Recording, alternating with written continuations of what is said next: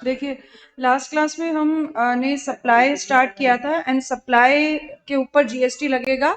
Supply is a taxable event subject to 5 parameters of supply, और हमने वो 5 parameter start किए थे जिसमें हमने गुड्स के बारे में बात की थी कि goods means any kind of movable property other than money and securities including actionable claims, growing crops or things attached to the earth which are severed or contract to be severed. उसके बाद हमने services के बारे में बात की थी. Anything other than goods that is treated as service other than money and securities, but any activity that is related to money is treated as service if separate consideration is charged, and in that we consider two activities. First one is change in denomination, जब money का denomination change किया जाता है और separate consideration charge किया जाता है. And the second one is conversion of currency, means one currency to another currency convert होती है. ठीक है. थर्ड एक्टिविटी के बारे में हम बात करेंगे, मनी से रिलेटेड एक्टिविटी, जिसको कि सप्लाई ट्रीट किया जाता है अगर सेपरेट कंसिडरेशन चार्ज किया जाए तो. ठीक है. And that is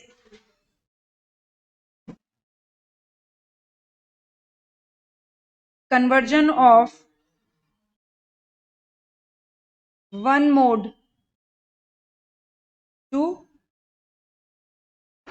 another mode. Conversion of currency from one mode to another mode means आप जब बैंक के पास कैश लेके जाते हैं और बैंक से आप कैश को डीडी में कन्वर्ट करवाते हैं. ठीक है. जब आप बैंक से कैश को डीडी में कन्वर्ट कराते हैं तो बैंक आपको क्या फैसिलिटी देता है? बैंक आपको फैसिलिटी देता है कि वो करेंसी के एक मोड को किस में कन्वर्ट कर रहा है? दूसरे मोड में, मींस कैश टू डीडी. और इसके लिए बैंक क्या चार्ज करता है? सेपरेट कंसिडरेशन चार्ज करता है, आपसे डीडी चार्जेस लेता है. तो these are 3 cases where money से रिलेटेड एक्टिविटी या ऐसी ही कोई एक्टिविटी जो मनी से रिलेटेड है और जिसके लिए separate consideration charge किया जा रहा है. These are the example. There may be any other cases like that. And if separate consideration is charged, then it is treated as service to the extent of separate consideration is charged. तो यहाँ पर एक line लिख लीजिए कि इन तीनों cases में service is treated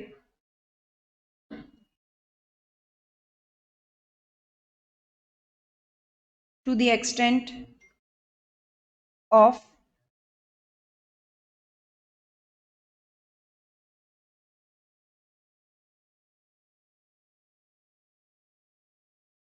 separate consideration. Service is treated to the extent of separate consideration. यानी जिस अमाउंट तक separate consideration है उस अमाउंट को सर्विस माना जाता है. और यानी जीएसटी किसके ऊपर लेवी होगा? सेपरेट कंसिडरेशन जो भी चार्ज किया जा रहा है उसके ऊपर जीएसटी लेवी होगा. हाँ जी. डिमांड ड्राफ्ट, डिमांड ड्राफ्ट नहीं सुना कभी? बनाया था, इकोनॉमिक्स में था. डिमांड ड्राफ्ट लाइक कभी कभी ऐसा होता है कि किसी पर्टिकुलर नोटिफाइड व्यक्ति के फेवर में बैंक एक इंस्ट्रक्शन इशू करता है कि इतना पैसा इस व्यक्ति के अकाउंट में ट्रांसफर कर दिया जाए. That is demand draft, bank issue करता है. ठीक है.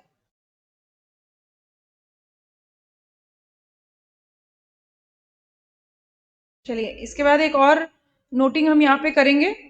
और हमने जैसे अभी तक बात की कि सिक्योरिटीज जो है, securities are neither treated as goods not treated as services. ना तो सिक्योरिटीज गुड्स है नहीं सर्विसेज है.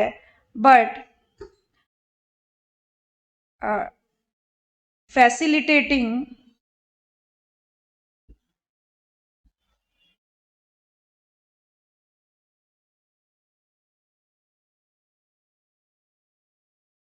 transaction in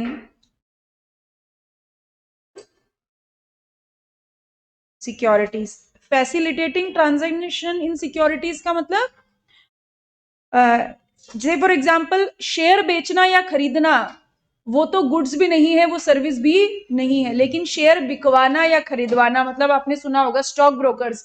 स्टॉक ब्रोकर्स क्या करते हैं? वो शेयर खरीदते नहीं है, they arrange the transaction in securities, वो सिक्योरिटीज में ट्रांजैक्शन को फैसिलिटेट करवाते हैं, यानी वो आपके लिए शेयर खरीदवाते हैं और आपके लिए शेयर बिकवाते हैं। तो जब सिक्योरिटीज में ट्रांजैक्शन को अरेंज किया जाता है तो that is treated as service. Chhavi, everything is okay with you? Okay, fine, that is treated as service. Any transaction in securities, securities में ट्रांजैक्शन को फैसिलिटेट करवाना, सिक्योरिटीज में ट्रांजैक्शन को फैसिलिटेट करवाना, सिक्योरिटीज के ट्रांजैक्शन को अरेंज करना, उसे हम सर्विस मानेंगे। ठीक है, यानी सिक्योरिटीज से रिलेटेड सर्विस हो गई। जब आप शेयर को बिकवाते हैं, शेयर को खरीदवाते हैं, स्टॉक ब्रोकर्स का यही काम होता है, कमीशन लेते हैं वो इसके लिए, उसको हम सर्विस बोलते हैं। ये 9 नोट कर लीजिए आप।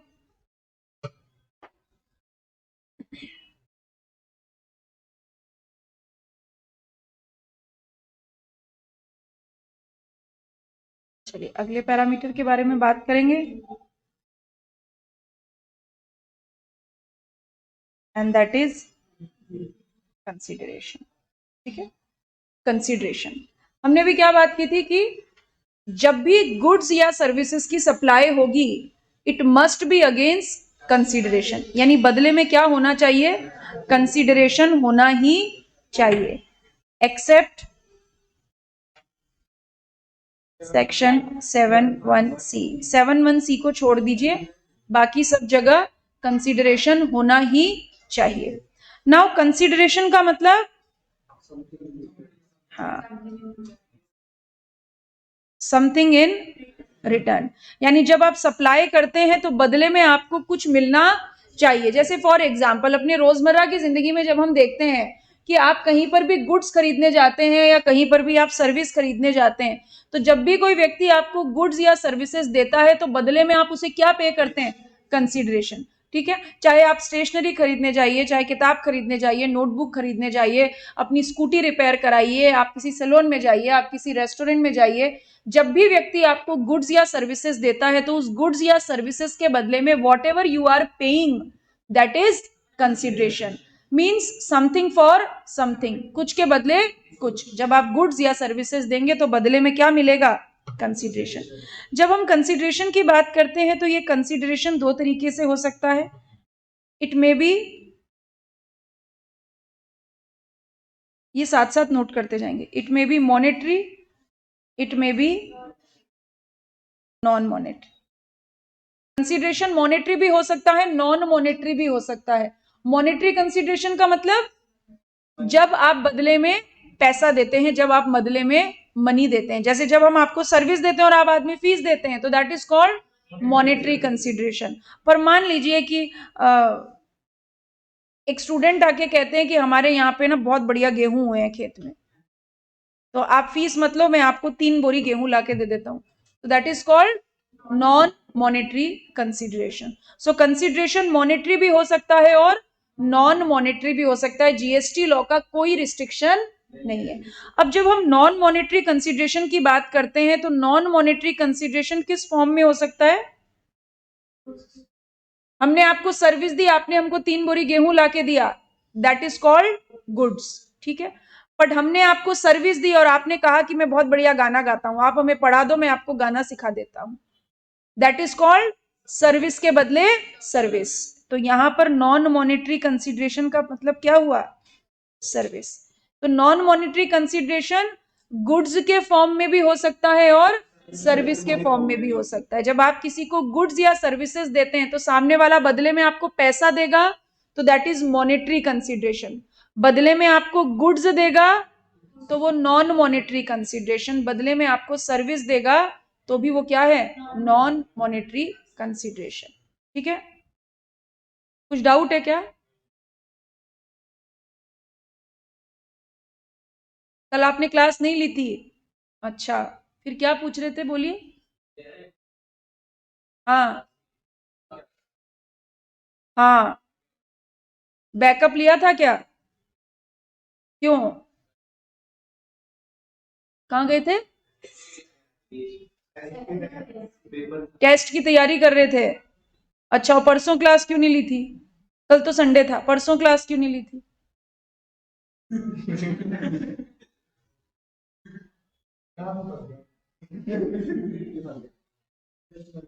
ठीक है। अब आप बैकअप लेके आए, सवाल पूछे। अब क्लास में अगर 70 लोग बैठते हैं और हर दिन एक स्टूडेंट क्लास नहीं लेगा और वो बैकअप भी नहीं लेगा, और फिर तीसरे दिन आके सवाल पूछना प्रॉब्लम नहीं, आपका पूरा अधिकार है, लेकिन क्लास अटेंड करने के बाद आप बैकअप लेके आइए, उसके बाद मेरे से सवाल पूछिए, मैं आपके सवाल का जवाब दूंगी। ठीक है। फिर अदरवाइज ये कहेंगे कि हम यहाँ पे क्यों आए थे, पिकनिक मनाने, है ना। तो आप आज बैकअप लीजिए, कल मेरे से सवाल पूछिए, मैं क्लास स्टार्ट करने से पहले सबसे पहले आपके सवाल का जवाब दूंगी। ओके। तो मॉनेटरी कंसीडर, इसीलिए जीएसटी में सब कुछ लिंक्ड है, रोज क्लास अटेंड करनी है, आपके पास कोई चॉइस नहीं है, नहीं तो काजोल चली जाएगी। नहीं अभी नहीं गई, अभी नहीं गई, अभी तो स्कोप है पकड़, हाथ पकड़ने का, चली जाएगी नहीं तो। नॉन मॉनेटरी कंसीडरेशन होगा तो टैक्सेबल कैसे होगा? जब कंसीडरेशन नॉन मॉनेटरी होगा तो हम वैल्यूएशन रूल्स में सीखेंगे कि इस नॉन मॉनेटरी कंसीडरेशन की क्या निकाली जाएगी, money value. Non monetary consideration की क्या कैलकुलेट की जाएगी, मनी वैल्यू। ठीक है। चलिए, अब जब भी हम कंसीडरेशन की बात करते हैं तो सप्लाई मतलब कोई भी एक्टिविटी। ठीक है। किस एक्टिविटी को हम सप्लाई कहेंगे हम बाद में सीखेंगे।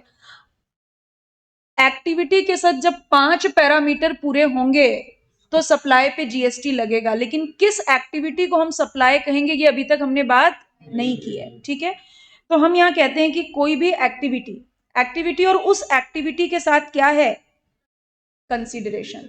जब एक्टिविटी के साथ कंसीडरेशन होगा तभी वो एक्टिविटी सप्लाई हो सकती है, यानी एक्टिविटी और कंसीडरेशन का कॉम्बिनेशन होना चाहिए। Now what is the combination?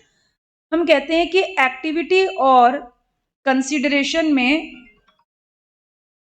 Contractual रेसिप्रोकेसी होनी चाहिए। एक्टिविटी और कंसीडरेशन में कॉन्ट्रैक्चुअल रेसिप्रोकेसी होनी चाहिए। ठीक है। क्या मतलब होता है कॉन्ट्रैक्चुअल रेसिप्रोकेसी शब्द का? जैसे फॉर एग्जांपल मान लेते हैं कि ये शर्मा जी शर्मा जी बस पकड़ के घर जा रहे थे, अपने रूम पे जा रहे थे, वॉट एवर इट इज। ठीक है। और इनके कोचिंग में और इनके रूम में मान लेते हैं आधे घंटे का डिफरेंस था, घर जाने में इनको आधा घंटा लगता है। जैसे ही बस में चढ़े, एक बच्चा छोटा सा प्यारा सा गोलमटोल सा बहुत बढ़िया गाना गा रहा था। ठीक है। ऐसा वाला गाना गा रहा था, डीजे वाले बाबू तेरा गाना बजा दो, और ये बहुत खुश हो गए, इन्हें गाना बहुत पसंद है। ठीक है। बोलने लगे once more once more once more. बच्चे ने 5 बार गाना सुनाया, एक और बार इन्होंने बोला वंस मोर, 6 बार गाना सुनाया। अब आ गया इनका घर, बस स्टॉप आ गया, तो गाना तो नहीं सुनते रहेंगे ना, उतरना पड़ेगा। बच्चे ने इनकी शर्ट पकड़ ली। ठीक है। बोले भैया पैसे? हाँ भैया आपके लिए गाना गाया, बड़ा उचक उचक के वंस मोर कह रहे थे, अब पैसे दो।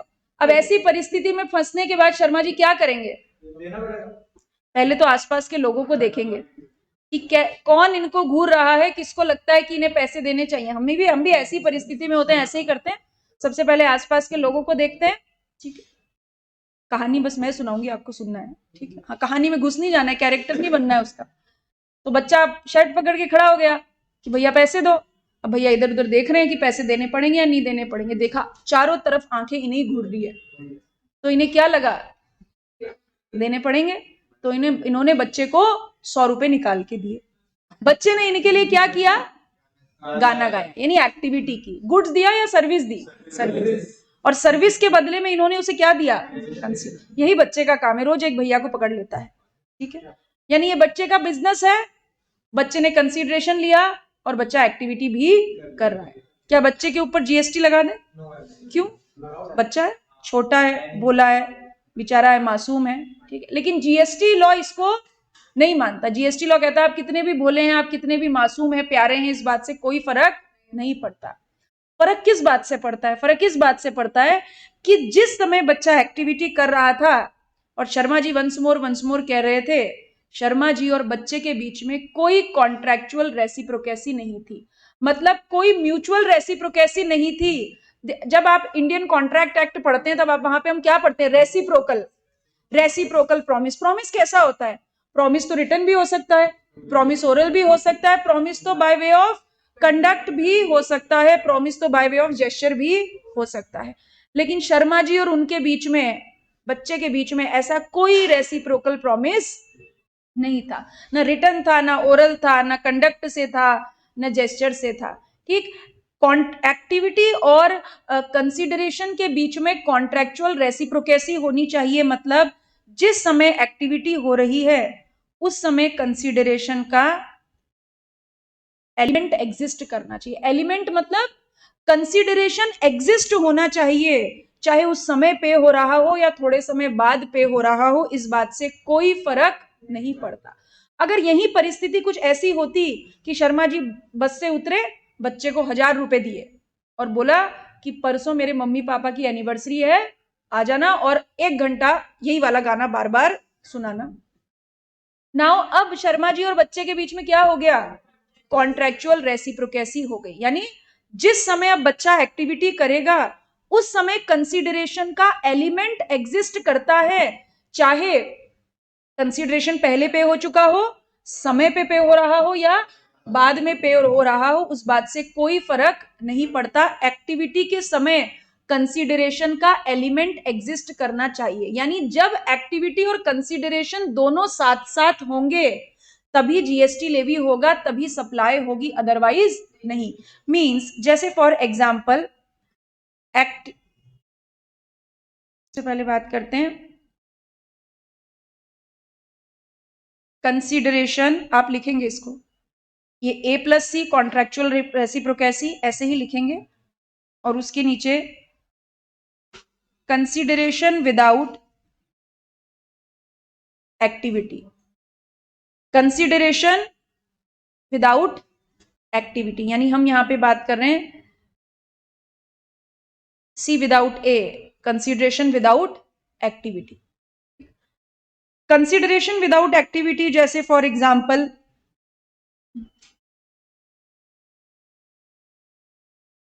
लाइफ टाइम अचीवमेंट अवार्ड, सुना है, सुना है, लाइफ टाइम अचीवमेंट अवार्ड। मान लेते हैं कि हेमा मालिनी को जी सिने अवार्ड्स हुए और जी सिने अवार्ड्स में क्या दिया गया, लाइफ टाइम अचीवमेंट अवार्ड, और इसके लिए उन्हें रिवॉर्ड मनी मिली 50 लाख। ठीक है, यानी हेमा मालिनी को 50 लाख रुपए मिले as a lifetime achievement award. यानी कंसिडरेशन आया या नहीं आया, आया। इस कंसिडरेशन के ऊपर जीएसटी लगना चाहिए क्या, क्यों, कोई एक्टिविटी नहीं की, लाइफ टाइम अचीवमेंट अवार्ड के बदले में कुछ नहीं किया। जिस समय वो मूवीज में काम करती थी उनके काम के बदले उन्हें पैसा मिलता था, लेकिन ये कंसीडरेशन कैसा है, it is C without A. इस कंसीडरेशन के बदले में कोई एक्टिविटी हेमा मालिनी ने नहीं की, तो this is called consideration without activity. यानी इस लाइफ टाइम अचीवमेंट अवार्ड के बदले में जीएसटी पे नहीं करना पड़ेगा। बट परिस्थिति चेंज, डायरेक्ट टैक्स और इनडायरेक्ट टैक्स सौतेले भाई हैं। जीएसटी, मैं केवल इसके बारे में बात करूंगी, जीएसटी नहीं लगेगा। इनकम टैक्स लगेगा या नहीं लगेगा ये आप अपनी डायरेक्ट टैक्स वाली फैकल्टी से पूछे, but being a chartered accountant लगेगा। ठीक है, लगेगा। अब क्यों लगेगा, कैसे लगेगा, लगना चाहिए या नहीं लगना चाहिए, वो आपकी डायरेक्ट टैक्स वाली फैकल्टी बताएगी, उसमें हम नहीं कूदेंगे। जीएसटी नहीं लगेगा क्योंकि जीएसटी लगने के लिए पैरामीटर कुछ और है। पैरामीटर क्या है, कंसीडरेशन के बदले में एक्टिविटी होनी चाहिए। यहां कंसीडरेशन तो है लेकिन इस कंसीडरेशन के बदले में कोई एक्टिविटी नहीं। सिचुएशन को समझने के लिए दूसरा एग्जांपल, बिग बॉस सब देखते हैं, मैं भी नहीं देखती पर देखते हैं ना, ऐसे ऐसे डिफरेंट डिफरेंट लड़ाई के पैटर्न समझ में आते हैं। ठीक है, नहीं देखते है ना, हाँ। तो बिग बॉस, ठीक है, मान लेते हैं कि बिग बॉस में पार्टिसिपेंट हैं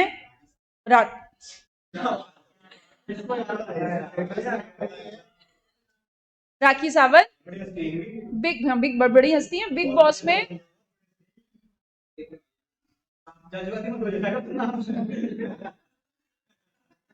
और राखी सावंत का नाम सुन के उनको क्यों देख रहे हो, इधर देखो।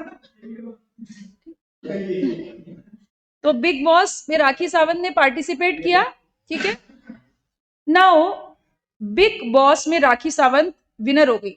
2023 में जो सीजन है उसमें राखी सावंत विनर है और उनको कितना मिला, 50 लाख रुपए।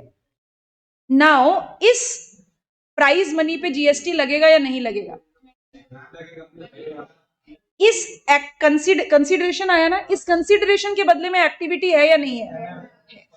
क्यों? क्योंकि जिस समय बिग बॉस के पार्टिसिपेंट बिग बॉस में पार्टिसिपेशन करने जाते हैं, at the time of involvement उनको बताया जाता है कि पर एपिसोड इतना मिलेगा और जब आप जीत जाओगे इतना मिलेगा। यानी आपको डे वन से पता है कि आपको शो में बने रहना है, क्योंकि हर दिन आप लोगों को लड़ाई कर करके एंटरटेन करोगे तो आखिरी में आपको ही 50 लाख रुपए मिलेंगे। लाइफ टाइम अचीवमेंट अवार्ड और बिग बॉस के पार्टिसिपेशन में डिफरेंस हो गया ना। लाइफ टाइम अचीवमेंट अवार्ड मिलने के बदले में आप कुछ नहीं कर रहे हो, लेकिन जब आप बिग बॉस की अवार्ड मनी आपको मिल रही है, बदले में आपने क्या किया, पार्टिसिपेशन किया था, टेक्निकली इंटेलिजेंटली लड़ाई की थी और आप उसमें बच निकले थे, और आप शो में अगर एंड तक बने हुए हो तो आपको प्राइज मनी मिल रही है। इवन राखी सावंत को नहीं, बिग बॉस के जितने भी पार्टिसिपेंट्स होते हैं उनको भी मिला गया पैसा जीएसटी के दायरे में आएगा, क्योंकि पार्टिसिपेशन के बदले में पैसा मिल रहा है। इवन यही नहीं, आप सारेगामापा ले लीजिए, डीआईडी ले लीजिए, खतरों के खिलाड़ी ले लीजिए, कोई भी रियलिटी शो हो जहां पर एक्टिविटी के बदले में कंसिडरेशन या कंसिडरेशन के बदले में एक्टिविटी है, जब पार्टिसिपेट करते हैं तो उनको पता होता है कि जो पैसा मिल रहा है उसके बदले में क्या एक्टिविटी करनी है। तो बिग बॉस की prize money, this is C with A, ऐसा ही लिख लीजिए। इसके ऊपर जीएसटी नहीं लगेगा और इसके ऊपर जीएसटी लगेगा।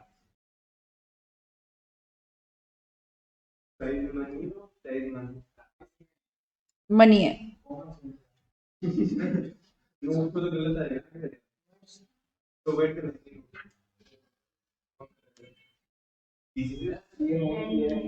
जी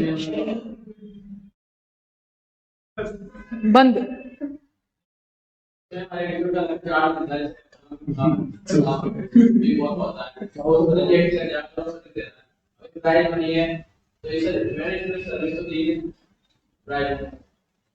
दे रहे हैं ना सर्विस, ये पैसा क्यों मिल रहा है? पार्टिसिपेट करने के लिए पैसा मिल रहा है। आप देखिए, से फॉर एग्जांपल मान लीजिए आप बिग बॉस के कंटेस्टेंट हैं सारे, ठीक है, आपके घर पे चिट्ठी आई कि आपको सम्मान के साथ बिग बॉस में बुलाया जा रहा है, ठीक है। तो जब जिस समय आपको चिट्ठी आएगी उसी समय लिखा जाएगा कि पर एपिसोड आपको 10 लाख रुपए मिलेंगे। पर एपिसोड, जितने एपिसोड में आप पार्टिसिपेट करोगे आपको हर एपिसोड का 10 लाख मिलेगा, और अगर आप जीत गए तो आपको 50 लाख रुपए मिलेंगे। तो ये 50 लाख रुपए जो मिल रहे हैं उसके बदले में आपने क्या किया, पार्टिसिपेशन किया ना, एक्टिविटी की। That activity is a service. वो एक्टिविटी क्या है? सर्विस है, ठीक है, ओके। नाउ इसके बाद नोट करिए,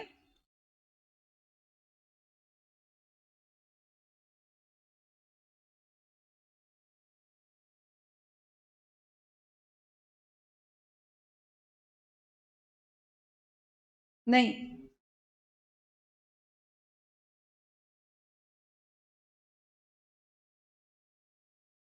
activity without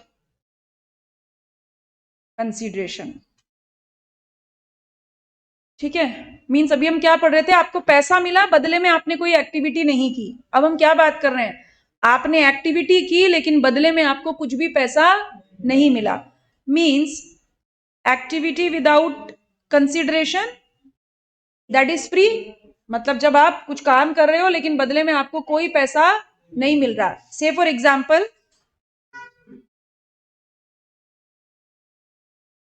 free access to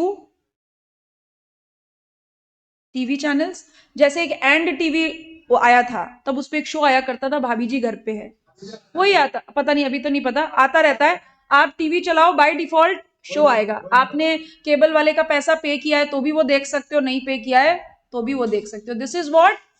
या एक दंगल टीवी आता है कैसा ही, वो भी फ्री होता है, उस पर कोई पैसा नहीं देना पड़ता। मीन्स आपने सब्सक्रिप्शन लिया है तो भी आएगा, नहीं लिया है तो भी आएगा। ठीक है, this is called free access to TV channel. यानी टीवी चैनल वाले आपको क्या कर रहे हैं, फैसिलिटी दे रहे हैं, सर्विस दे रहे हैं, लेकिन बदले में कोई कंसिडरेशन नहीं ले रहे। ठीक है, तो इसके ऊपर भी जीएसटी नहीं लगेगा। क्यों? This is activity without consideration. Combination किसका होना चाहिए? एक्टिविटी के साथ कंसिडरेशन का कॉम्बिनेशन होना चाहिए। दूसरा एग्जाम्पल, फ्री ट्रेवल इंफॉर्मेशन। जैसे ये आदित्य यूपी से जयपुर रेलवे स्टेशन पे उतरे और बड़ा बड़ा बोर्ड लग रहा था गूगल मैप के साथ, कभी तो आओ भानगढ़। ठीक है, यानी राजस्थान गवर्नमेंट ने इनको क्या दिया? Free travel information. Rajasthan government इनके लिए क्या कर रही है? एक्टिविटी कर रही है ना, इनको ट्रैवल इंफॉर्मेशन प्रोवाइड कर रही है, लेकिन बदले में ये कोई कंसिडरेशन नहीं दे रहे। ठीक है, तो उसके ऊपर भी जीएसटी नहीं लगेगा। ओके, और डोनेशन विदाउट एनी, डोनेशन समझते हैं? ठीक है, ये इसमें नहीं आएगा, ऊपर आएगा,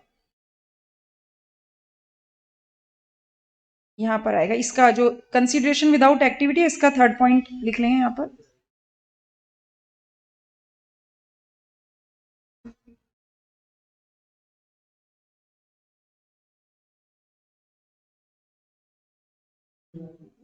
डोनेशन विदाउट ऑब्लिगेशन। ठीक है, जैसे for example DCC private limited ने एक एनजीओ को 50,000 रुपए डोनेशन दिया। यानी एनजीओ के हैंड में क्या आया? कंसिडरेशन 50,000 रुपए, लेकिन डोनेशन क्या होता है ना, अपनी इच्छा से दिया गया दान, जिसके बदले में कोई एक्टिविटी नहीं करनी। तो एनजीओ के हाथ में ये जो 50,000 रुपए आया, ये कैसा आया? Consideration without activity. But situation change. DCC ने क्या बोला? जहां जहां आपके एनजीओ के कैंप लगेंगे वहां वहां हमारा स्टार वाला लोगो आना चाहिए। मींस अब डोनेशन के बदले में एक्टिविटी, डोनेशन के बदले में ऑब्लिगेशन। तो डोनेशन आप दे रहे हैं और बदले में सामने वाले से कोई ऑब्लिगेशन एक्सपेक्ट नहीं कर रहे हैं, तब तो जीएसटी नहीं लगेगा। यानी तब ये क्या हो जाएगा? Consideration without. लेकिन डोनेशन के बदले में अगर सामने वाले से आप कोई ऑब्लिगेशन चाह रहे हैं कि हम तुमको 50,000 रुपए देते, तुम हमारा एडवर्टीजमेंट करोगे, तब ये सी विदाउट ए, फिर ये कंसिडरेशन विद एक्टिविटी। तब कंसिडरेशन के बदले में क्या हो जाएगी? एक्टिविटी हो जाएगी। ठीक है, फिर जीएसटी लग जाएगा।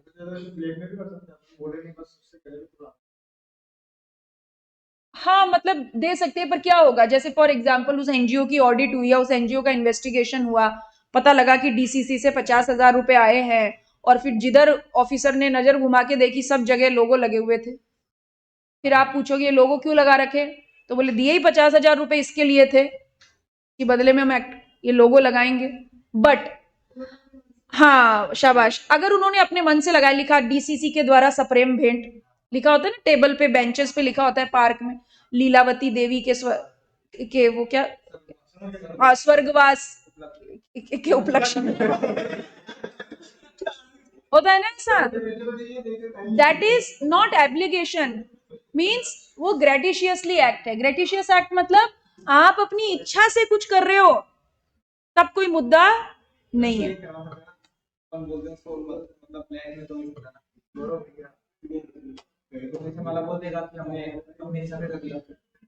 वो डिपेंड करता है आप और मैं मिलके क्या सेटिंग करते हैं। देखो, कानून सेटिंग करना नहीं सिखाता ना, है ना? हम क्या सिखाएंगे?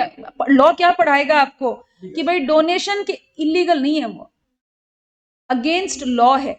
ठीक है, मतलब अगेंस्ट टैक्सेबिलिटी है कि डोनेशन के बदले में अगर ऑब्लिगेशन है तो जीएसटी लगेगा। लेकिन डोनेशन के बदले में ऑब्लिगेशन कैसी है? ग्रेटिशियसली, आप अपनी इच्छा से कुछ कर रहे हो, तो वो जीएसटी के दायरे में नहीं आएगा। ओके, ये नोट कर लीजिए, ये वाला पॉइंट। ओके, हाँ बोलो बेटा। ये इसके ऊपर कुछ लिखा है नहीं मैंने।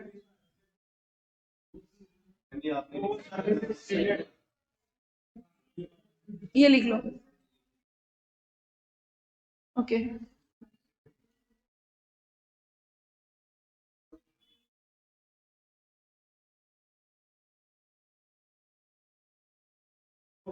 हो गया, ठीक है। अच्छा, आपको याद है जब हमने एक इंडियन कॉन्ट्रैक्ट एक्ट पढ़ा था आपने, तब आपने सर्विसेज नहीं, एक्टिविटी, इंडियन कॉन्ट्रैक्ट एक्ट में आप क्या पढ़ते थे कि टू डू समथिंग और एब्सटेन फ्रॉम डूइंग समथिंग। तो अभी भी पढ़ रहे हो ना? हाँ, तो एक्टिविटी का मतलब क्या होता है? जब हम सर्विस की बात करते हैं तो किसी के लिए कुछ करना भी सर्विस और कुछ ना करना भी सर्विस। तो ये जो डायग्राम बनाया था सर्विस, इसके आगे लिख लीजिए टू डू समथिंग और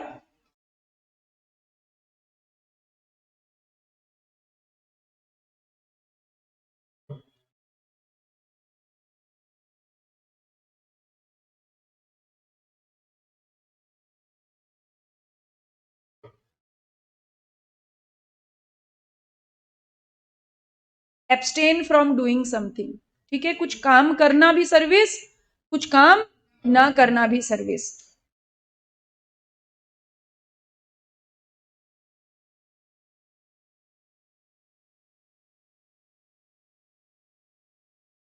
क्या हो रहा है छवि? तबीयत ठीक है आपकी? तबीयत ठीक नहीं है? अच्छा, चलिए आज के लिए इतना ही।